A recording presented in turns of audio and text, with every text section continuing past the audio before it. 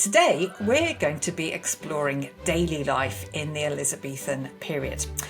Well, as with so many other things in the reign of Elizabeth, this was all subject to a very rigid structure. So people believed in a very firm hierarchy in the 1500s, and that, well, God was at the top, but below God was the monarch, below them the nobility, then the gentry, then the merchants, and then the labourers, really the common folk.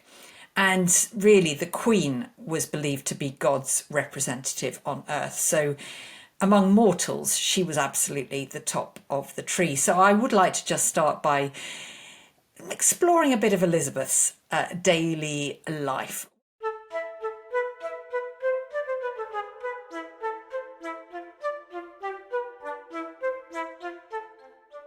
Well, I would say it was a very active life because Elizabeth was a very physically robust monarch, and that's not something we necessarily think of with Elizabeth, but she had this kind of restless energy. She started her day incredibly early, so before being adorned with all of these layers of makeup and clothing and wigs and the like, she would sneak out of her palaces and go for very vigorous, brisk walks very early in the morning, accompanied by a few ladies who frankly seemed to struggle to keep up. And there's an account from 1602, so in the last year of the Queen's life, when she was spotted by a foreign visitor at court who was astonished when Her Royal Majesty passed us several times, walking as freely as if she'd been 18 years old, and she was then almost 70. Elizabeth also loved to dance, and her hours spent in the solitude or relative solitude of her privy chamber, many of those hours would be taken up with practicing her dance steps with her ladies so that she could appear expert when she danced in the public court. And Elizabethan dances were energetic, quite dangerous affairs. A dance such as the Volta involved being thrown several feet in the air by your partner. Strictly Come Dancing, eat your heart out. Elizabeth also liked the more sedate pastimes of reading, gossiping with her ladies, and embroidery. And we still have some of the results of Elizabeth's long hours with the needle, most notably the beautiful embroidered book covers that she presented to members of her family, such as her last stepmother, Catherine Parr, and her little brother, Edward VI. There was another pastime I would like to just mention because it was one that Elizabeth wouldn't have wanted you to know about. She was really interested in the ancient art known as alchemy. Well, this was the search for the philosopher's stone, or the elixir of everlasting life. And it was a sort of science bordering on witchcraft that had at its heart the belief that base metals could be turned into gold. And Elizabeth had a suite of secret rooms appointed at palaces such as Hampton Court so that she could practice alchemy.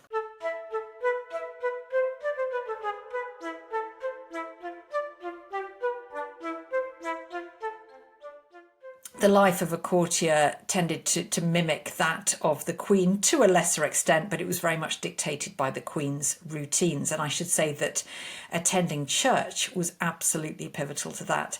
And that's something that Elizabeth's ordinary subjects shared in common with the Queen. Church was really the dominant force in society, even after the Reformation, when it was no longer about the monasteries being the pillar of local communities. Still, your local church would really dictate a lot of your daily life. And it also dictated the lives of children because there was no compulsory education. It tended to be the sort of privilege of richer children, if you can call it a privilege. I know some children who wouldn't. But other children, really, they were required to attend church, to do their duty to their parents, and to work. Tudor childhood was short.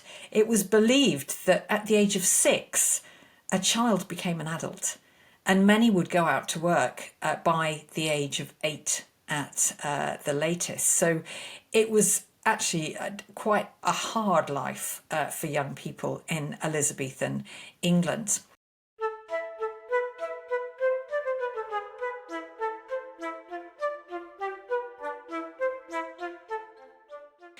Well, they would eat typically 2 meals a day, the Elizabethans, and that included, by the way, Elizabeth and her courtiers. Breakfast wasn't really a thing. It became such towards the end of Elizabeth's reign. But for the vast majority of her reign and that of the other Tudors, there were just 2 meals a day. There was dinner. If you're down south in England, you will call it lunch. But from where I am from, in Lincoln, we definitely called that meal dinner. And that's what the Elizabethans called it, taken between 10 and sort of 12 o'clock. And then supper, taken any time between 4 and 6 o'clock. So you only ate twice, but those meals would be substantial. It's a bit of a myth to say that the poorer you were, the healthier the diet, and that, it was only poor people who would eat fresh fruit and vegetables, and courtiers just had pies and meats and the like. But there is a grain of truth to that, because the rich you were, the more fresh meat you would have. And the Tudors did have a bit of a sweet tooth, and Elizabeth more than most. This is yet another thing I have in common with her, because I don't think I'd write any books were it not for the help of cake. And Elizabeth certainly loved things like marchpane or marzipan and comfits, little sweets. People would sometimes hunt for their food. Elizabeth herself loved to hunt, although of course that wasn't a necessity. It was just more of an enjoyable pastime for her.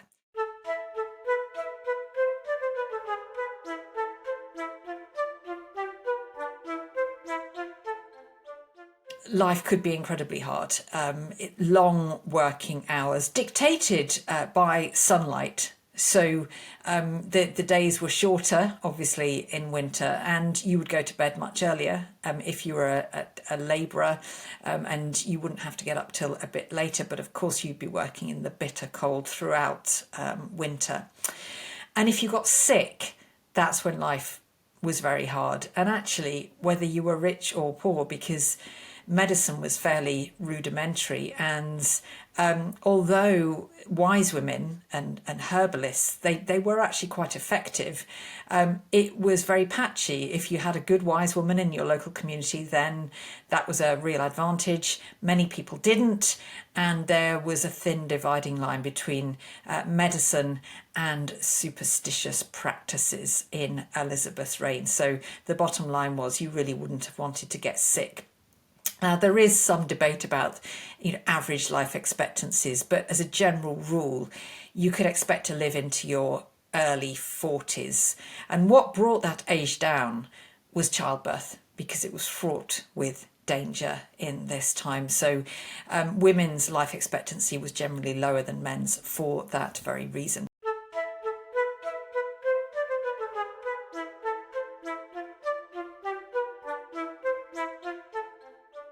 I would like to just tell you a little bit about Elizabethan dress now, because I think that really does open a window into another world, and we know a lot about it thanks to those glorious paintings of Elizabeth and her courtiers that still survive today and that are incredibly detailed.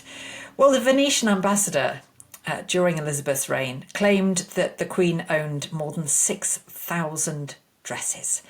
That was probably an exaggeration, but we do know, because an inventory was taken at her death, that she had in her possession just shy of 2,000 by the time she died. So she could never say, I've got nothing to wear. And of course, those dresses were some of the most glorious creations ever seen in royal history. Elizabeth loved fashion, and the fashion that she loved tended to be mirrored by her courtiers, perhaps to a slightly poorer standard, although her great favourite Robert Dudley, Earl of Leicester, once spent more on a single outfit than William Shakespeare spent on his new house in Stratford-on-Avon. So people did spend enormous sums if they could afford it. So men's fashion, you tended to wear linen underclothes because linen was very effective at drawing out odours, toxins and dirt from the skin. So rather than washing your bodies regularly, you would wash your linen underclothes regularly if you could afford it and if you had several sets. And then they would wear trousers or hose, usually knee length or thigh length. And the trousers kind of became more billowy for men during the Elizabethan period, if that's even a word it is now. The codpiece featured very heavily in the early part of Elizabeth's reign. And of course, that was a throwback to the early Tudor period as well. But by the end of the century, codpieces had been replaced by a simple button or fly, which was tied, so much more similar to modern day trousers. Women's fashion, long dresses, so long that they covered your feet. It was quite scandalous to reveal ankles. They were very much in fashion. Elizabeth set the trend for quite full and rigid skirts, and these skirts could be held in place by hoops inside the material, and they were known as wheeled farthingales, and then a padded roll around the waistline to achieve that very narrow waist, but then very protruding kind of outer circumference of the gown. Now, bodices were also in fashion, and they could be incredibly tight and incredibly uncomfortable. I have some experience of this for a television documentary I made about Elizabeth a few years ago.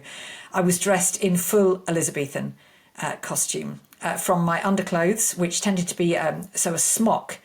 There weren't kind of knickers, if you like, for Elizabethan women. It was just a smock, like a nightshirt. That would be your undergarment, and stockings that went just above the knee, all the way to the outer garments, the sleeves. And I should say that Elizabethan dress was a series of separate parts. It wasn't just a dress like we might put on today. The bodice would be separate to the skirt, which would be separate to the sleeves. So it took up to 2 hours to get dressed if you were of high enough status to afford a dress like that. And I can tell you how uncomfortable it was.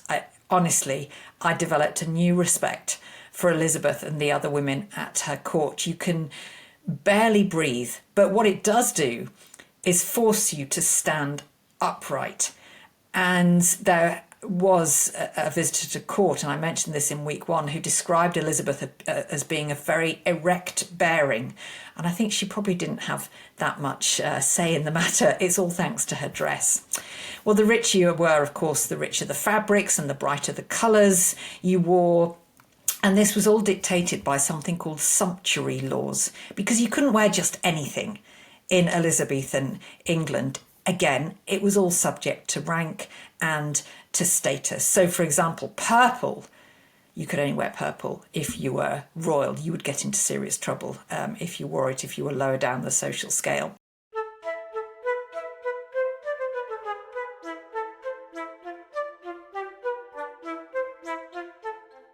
Now, ordinary people tended to wear less fine materials.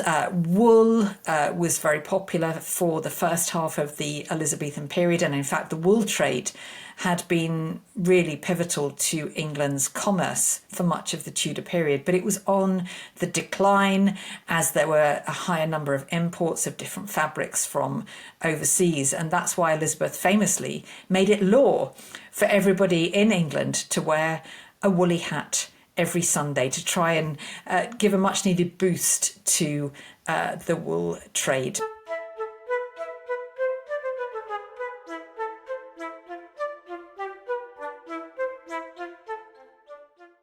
Really, just to end, I would like to share something else that I think gives us a sense of Elizabethan life. We've talked about dress, about food, about pastimes, but what about words? They're surely central to everybody's daily existence. And thanks to a certain playwright called William Shakespeare, there was a whole new vocabulary that sprang up during Elizabeth's reign. Words such as gossip, downstairs, fashionable, traditional, all sprang from Shakespeare. I've just named 4 words. There were hundreds that have been attributed to Shakespeare.